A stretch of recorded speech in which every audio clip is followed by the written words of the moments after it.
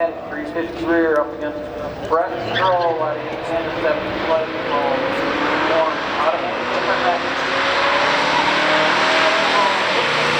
1970 Mercury Cyclone GT.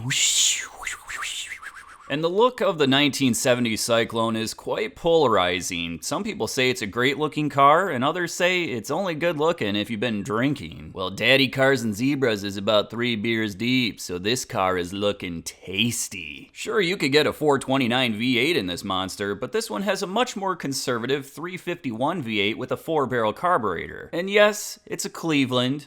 None of that Windsor garbage here. Windsor peasants.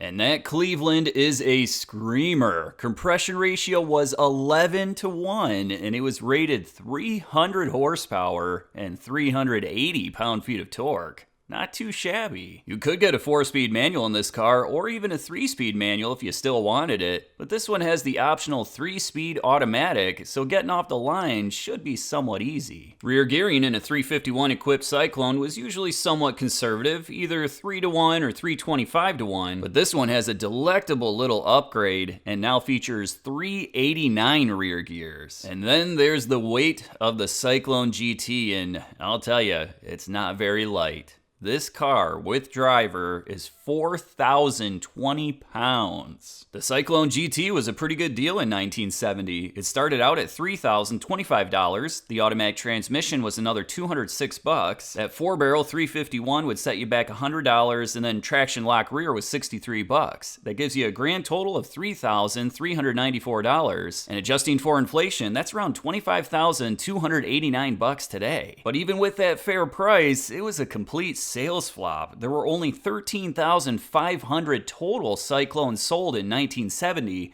and only 10,170 had the GT package. Let's check out its opponent. 1968 Mercury Cougar GT-E. And for those of you in the know, you might now be thinking, oh my gourd, that thing's got a 427 V8. Which would have been true if this car were produced in early 1968, but this one actually comes later in the year after May of 1968, and therefore features a 428 Cobra Jet Ram Air V8 because of a mid-year switch, if you hadn't caught on to that. The GTE also featured a blacked out grille and taillights, quad-angled exhaust tips, a functional hood scoop, and the Super Competition handling package. Compression ratio was 10.7-1, and this monster was rated either 335 horsepower or 340, depending on the literature you read, and 445 pound-feet of torque. You could get a 4-speed manual in this car, but that was only with the Cobra Jet V8. It was not available early in the year with that 427 side oiler. Regardless, this one has a 3-speed automatic transmission. Out back is a somewhat conservative and original 350 rear gears, but even with that, this car is going to be an absolute handful off the line. And then we get to the weight, which surprisingly isn't that bad. This car with driver came in at 3,680 pounds. There's no way around it. The Cougar GT-E was quite expensive in 1968. The XR7 started out at $3,231, and the GT-E package was another $1,311.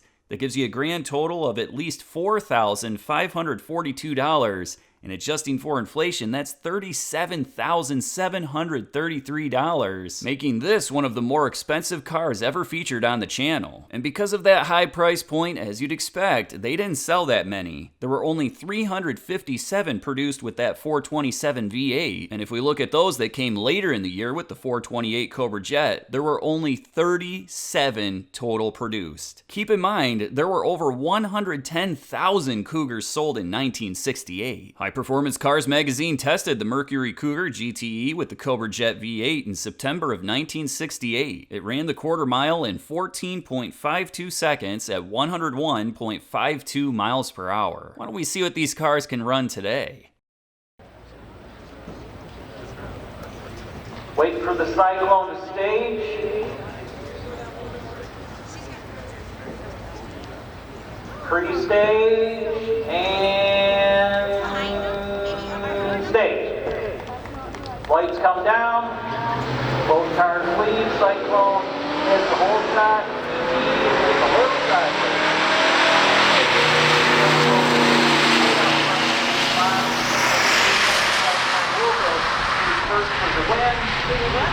1566 at 88 to losing 1785 at 90. Cyclone way out front of the mile.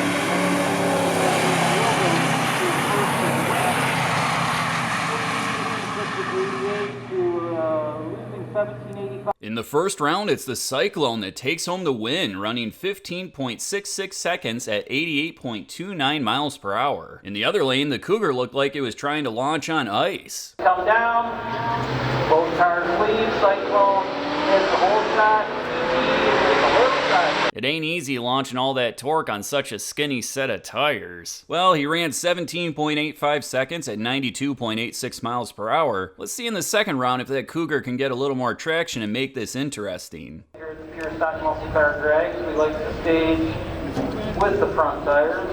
There he is. Cyclone stages. Lights come down. 351 gets the whole shot in the left.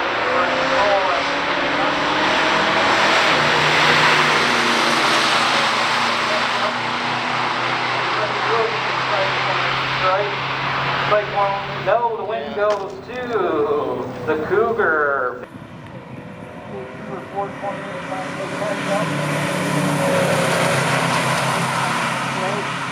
Cyclone, no, the win goes to the Cougar. In the second round, the Cyclone got an early lead and they held on as long as they could, but it wasn't quite good enough. And that Cougar Cobra Jet came screaming by at the very last second, taking home the win, running 15.71 seconds at 97.37 miles per hour. Meanwhile, the Cyclone ran 15.77 seconds at 88.22 miles per hour. With this best of three tied 1-all, let's check out that final round.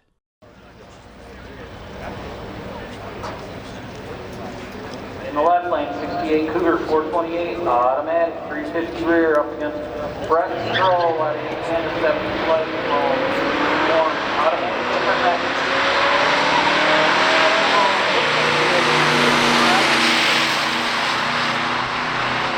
428 trying to catch up at the stripe. The win will go to the 428, 1540 97. Looks like he goes at the 8 mile.